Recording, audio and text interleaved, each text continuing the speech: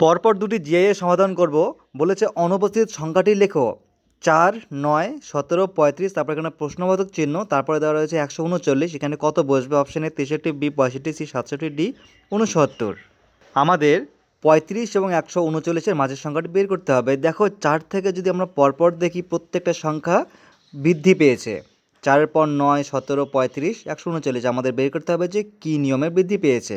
দেখো 4-এর ডাবল যদি আমরা করি, 4 যদি 2 গুণ করি, 4 দুগুণে কী হবে? 8, কিন্তু 8-এর সঙ্গে কি 9 মেলে? না।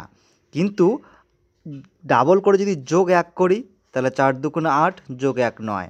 তারপর দেখো এখানে যদি 9-এর ডাবল করি কত হচ্ছে? 18, কিন্তু এখানে 18 যোগ 1 করলে হবে কি? 19 হবে, 19-এর জায়গায় আসছে 17। 17 কীভাবে আসছে? এখানে দেখো 9-এর ডাবল 18, যদি আমরা বিয়োগ করি 1 তাহলে আসছে 17।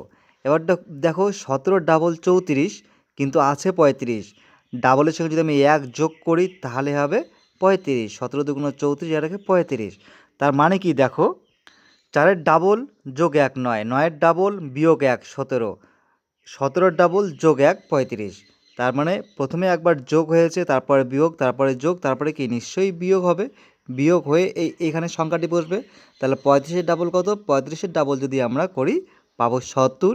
70 থেকে যদি বিয়োগ করি 1 তাহলে আসবে 69, অর্থাৎ 69। এবার আমাদের পরেরটাও মেলাতে হবে।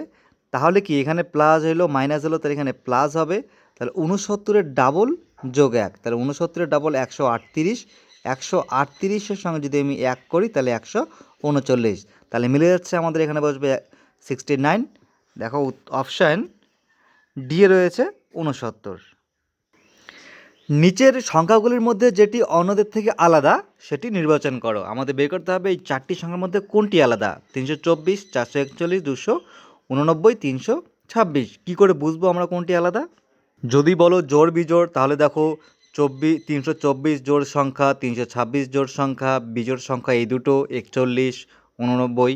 আরও একটা জিনিস দেখো যে 4টি সংখ্যায় 3টে অঙ্ক, এখানেও 3টে অঙ্ক, এখানেও 3টে, এখানেও 3টে, এখানেও 3টে, তাহলে কীভাবে বের করব আমরা যে কোনটি আলাদা? ভালো করে যদি দেখি আমরা 324, এই 324 সংখ্যাটি কোনো না কোনো সংখ্যার বর্গ। কত? 324 কতর বর্গ? 324 18-র বর্গ। আমাদের দুইবার যদি আমরা 18 গুণ করি তাহলে 324 পাবো। তারপরের সংখ্যাটি দেখো 441, 441 কার বর্গ? 21 আর 21 যদি আমরা গুণ করি পাবো 441। তারপর দেখো 289, এই 289 সংখ্যাটি 289, যদি আমরা 17 গুণ করি তাহলে পেয়ে যাব 289। কিন্তু এই যে 326 সংখ্যাটি, 326টি কোনো সংখ্যারই বর্গ নয়।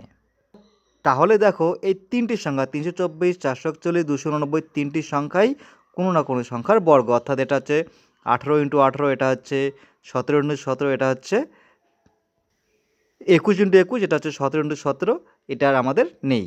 তাহলে উত্তর হবে অপশান 326, অপশান ডি।